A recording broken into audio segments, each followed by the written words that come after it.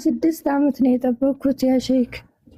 አዎ ታዲያ ከዚህ በኋላ ምን ይደረግ ነው? እኔ አላውቅም والله ያ ረብ አላህ ይድረስ። ሊሆን ጠየቀኝ 16 ዓመት ጠብቄው እኔ ህፃን ነበርኩ። እስር ቤት ሲገባ እድሜን ኩላ ጨረሰ።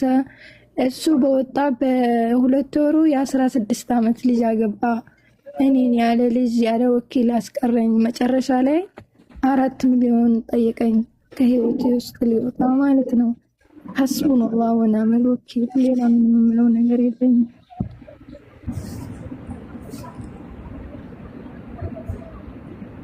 ኧረ ጥያቄ አለኝ ሼክ ነገር ነበር ያላ እኔ ለማሳወቅ ሳዑዲ ነው የምኖረው። እዚህ ጠይቄዎት ነበር ከ2 ዓመት በፊት ማለት ነው። ለማስታወስ ነው እኔ ባልተቤቴ እስር ቤት ነበር ለብዙ ዓመት ማለት ነው። ሳዑዲ ነበር የሚታሰረው እና ብዙ ጊዜ ፍቺ ጠየቅኩት። ያኔ ሊወጣ ስላልቻለ ማለት ነው። ከዛ እሱ ሊፈታ ፈቃደኛ አልነበረም። ከዛ በእንትን በማንሽም በፈስክ ለማድረግ በአምባሲ ምክንያት አድርጌ ከሰስኩትና ፈስክ አደረግኩኝ። ከዛ እሱ ወጣ። ፈስክ ባደረግኩኝ በትንሽ ጊዜ ወጣ። 6 ወር 7 ወር እንደዚህ ያኔ ወጣ። ከዛ እኔ ፈስክ አድርጌያለሁ ብዬ ስለው ሊቀበል አልቻለም። ያንን ፈስክ ያደረግኩትን ማለት ነው።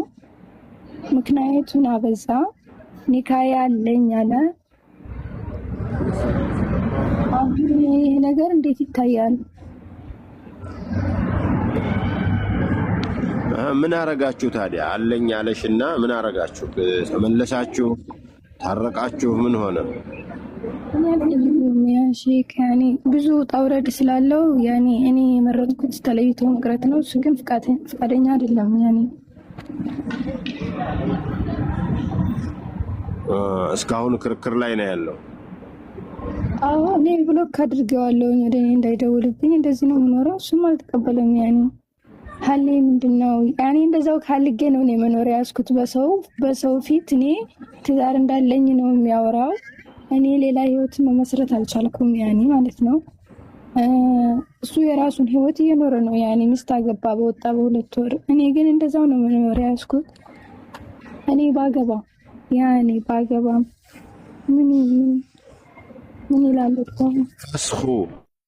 ፈስኹን ማን ነው ያደረገልሽ?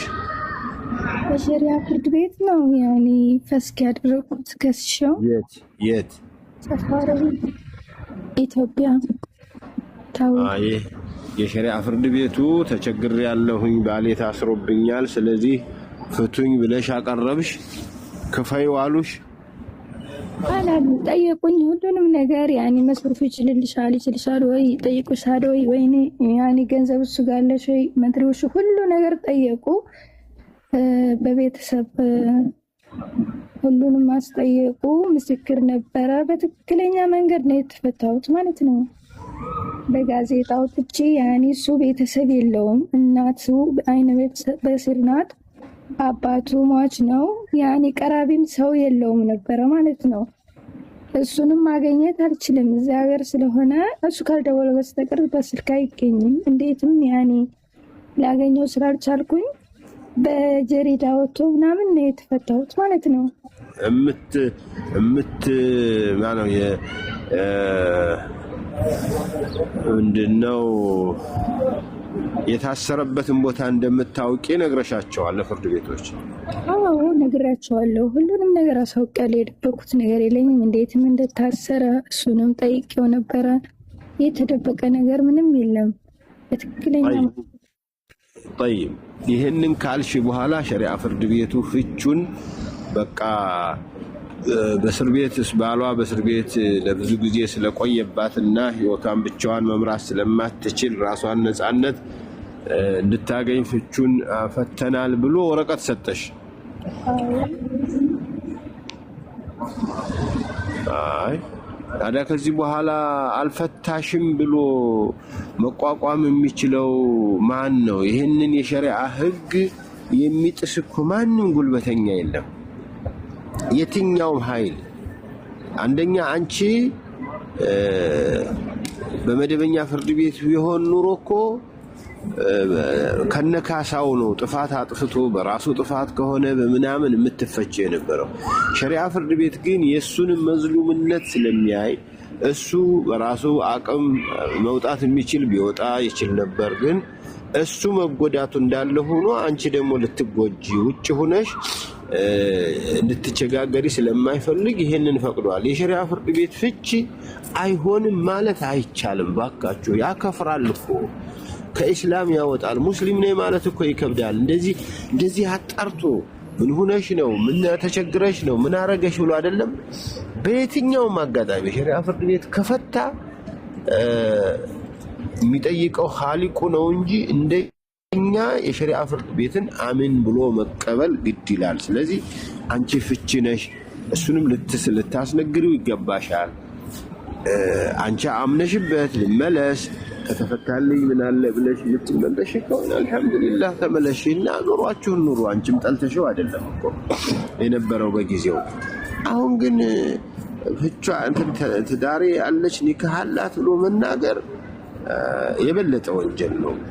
ታስሮ ታሰቃየሽ በበለጠ አሁን የሸሪዓን ዳኝነት በመካዱ ያንቺን በመዘለም ብቻ ሳይሆን የአላህን ሕግ አልቀበልም በማለት ነው የሚያስጠይቀውና ለምንድን ነው እሱ ስለዚህ ስህተት የሚገባው? አንቺን አሳምኖ መመለስ ያለ ነው የወንዶቹ ጀግንነት ነው። እኮ ታስሬ ነው እንጂ ጠልቼሽ አይደለም፣ እንድትቸገርሽ አውቃለሁ። አላህ ሽቶት ደግሞ ወዲያው ተፈትቻለሁ። ስለዚህ አብረን መኖር እንችላለን፣ ባገባም ጨምሬ አንቺንም ማኖር እችላለሁ ብሎ አሳምኖ ትዳሩን መያዝ የግድ ነው። ካልቻለ ግን አንቺን ማሰቃየት አንቺ እንግዲህ ዱንያ ላይ ትንገላቻለሽ እንጂ አኺራሽ ላይ ትልቅ እንትን አለሽ፣ ትልቅ አጅር አለሽ። እንደማንም ሴት ዝም ብለሽ በባለግ አልፈለግሽ። እንደማንም ሴት መደበኛ ፍርድ ቤት ሄደሽ በአንድ ቀን አላስበጠሽው። የሄድሽው በሸሪዓ መሰረትና በሸሪዓ ሕግ ነው። ስለዚህ እኔ አለኝ ብሎ መናገር ራሱ ወላሂ መቼም በጣም ነው ማዝነው። እንግዲህ አንዳንዶቹ ቁጭ ብለው ዝም ብለው የሚሰጧቸው ፈትዋ ይኖራል። አንተ በሌለህበት አንተ ባልሰማህበት እያሉ ባንሰማ ሸሪዓ ፍርድ ቤት እኮ ላልሰማ ለማይገኝ ለጠፋ ሰው እንዲህ ለተቸገረ ሰው እኮ ነው መፍትሄ እንዲሆን የተደረገው። እኛ ጋር እኮ ጎጃምና ጎንደር ውስጥ ትልቅ የጋብቻ ህግ አለ። እሱ ጋብቻው ምንድን ነው? ሲገባ ወኪል የወኪል ዋስ ተብሎ ይወስዳል። ሽማግሌዎቹ እዚያ ቁጭ ብለው የቤተሰቦቹ አንቺን ሲያገባ ይሄ ሰውዬ ወኪል አምጣ ይባላል። እኔ ባልኖር እኔ ብቸገር እቺ ልጅ ብትቸገር ሊፈታት የሚችል ተብሎ እገሌን ወክያለሁ ሲል እገሌ ይሄን ሰውዬ ደግሞ ወኪሉ ቢጠፋብኝስ በምን እቀበላለሁ ብሎ ቤተሰብ እንደገና ዋስ ይወስዳል። ይሄ ሁሉ ጥንቃቄ ያደረጉት እኮ እንዳትንገላቱ ነው። አለበለዚያ ሴቶችን እንደዚህ ያደረጉ ማንገላታት አግባብ አይደለም። ስለዚህ ባካችሁ ወንድምሽ ነው ባል መሆን ባይችል ወንድምሽ ነው፣ የአኺራ ወንድምሽ ነው። አኺራ ሄዳችሁ እንድትካሰሱ አያስፈልግም። ይህን ጊዜ ነው አንቺ ቁጭ ብለሽ ያ ረቢ ያልሽ እጅሽን እያነሳሽ የሱን አኺራ የበለጠ ማጣበብም የለብሽም። በስነ ስርዓቱ ተረጋግታችሁ ተረዳርታችሁ ነው ስትፋቱም። ሙስሊም ሲፋታም ሰርጉ ነው። ማይሆን ትዳር ይፈታል። አልሆነም በቃ መመለሱ አንቺ በቀላሉ በቅርብ ተፈታልሽ 7 ወር ድረስ ጠብቆ 4 ወር ድረስ ከጠፋባት 4 ወር ድረስ ከታሰረባት መፍትሄ ሊደረግላት ይገባል ነው የሚለው ኪታቡ። ምናልባት አምናችሁ ከተቀበላችሁ አምነሽ ከያዝሽው 4 ዓመትም 10 ዓመትም ሊቀመጡ ይችላሉ ሴቶቹ። 16 ዓመት ነው የጠበቅኩት ያ ሼክ። አዎ ታዲያ ከዚህ በኋላ ምን ይደረግ ነው? እኔ አላውቅም ወላሂ። ያ ረብ አላህ ይድረስ። ሊሆን ጠይቀኝ 16 ዓመት ጠብቄው እኔ ህፃን ነበርኩ። እስር ቤት ሲገባ እድሜን ኩላ ጨር لا إله إلا الله يا ربي يا الله يا أرحم الراحمين. الله يملسه الله نفسي أسوقه إن شاء الله باقيني ما حسابون نقرأ الله እንደዚህ አይደረግም እንግዲህ አይፈልግም፣ ፍጹም ምንም ነገር አይፈልግም። የራሱን ፍላጎት ብቻ ማድረስ ነው የሚፈልገው። የማንንም መስማት አይፈልግም። ባላስለመንኩት ሰው የለኝም።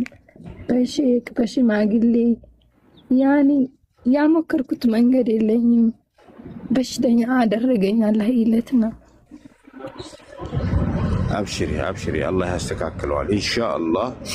የዛሬ መጨረሻ አላህ ያደርገዋል። እኔ ሐረም ነው ያለሁት፣ ዱዓ አደርጋለሁ የሁለታችሁንም ችግር ፈቶ ዱንያ ላይ ችግራችሁ ተፈቶ አፉ ተባብላችሁ አኺራ ላይ ምንም አይነት ክስ እንዳይኖራችሁ የምትሆኑበትን መንገድ አላህ ያመቻችልሽ። አንቺን አላህ ይክስሻል፣ እሱም ህይወቱ ባለበት ተመችቶት ወልዶ ከብዶ ልጆችን አሳድጎ የአላህ ባሮቹን እንዲያሳድግ ዱዓ እናደርግለታለን። ያንቺን ግን ልቅሶ አላህ ደርሶልሽ መፍትሄ ሰጥቶሽ ለአንቺ ከዚህ በኋላ በቃሽ የሚባል አላህ ያድርግልሽ። አብሽር ኢንሻአላህ። ሰላም አለይኩም።